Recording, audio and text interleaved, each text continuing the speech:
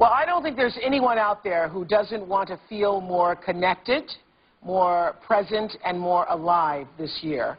That's what I call spirituality. Okay, for our Best Life class today, we're joined by some of my favorite spiritual teachers.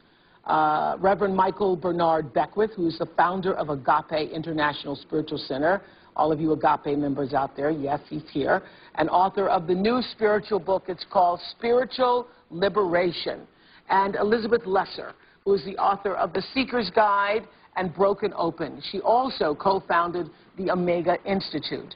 And the Reverend Ed Bacon, who is rector of All Saints Episcopal Church in Pasadena. Cedric is joining us from his friend's house in Decatur, Georgia. Hi, Cedric.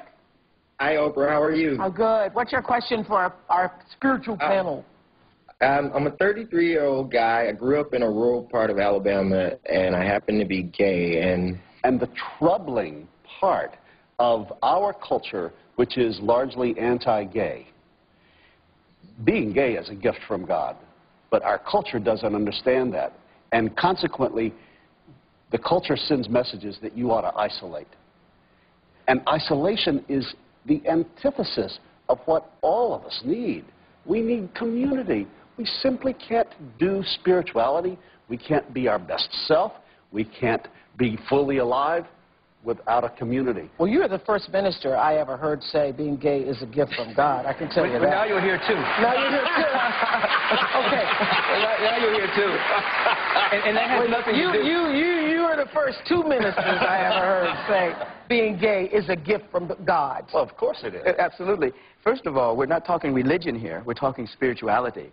And Cedric didn't just happen to be gay. Right. You know, people don't just happen to be gay. You know, when people are born, they have that type of orientation. So he is gay by divine right.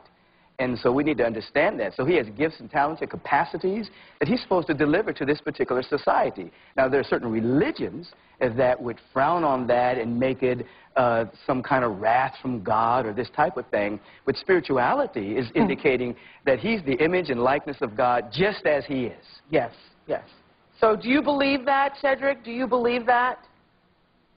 Well, honestly, prior to the show today, I hadn't really grasped it. But since watching most of the guests on here today and listening to what you guys have to say, I think I'm going to leave here with a renewed vision. So I'm getting it.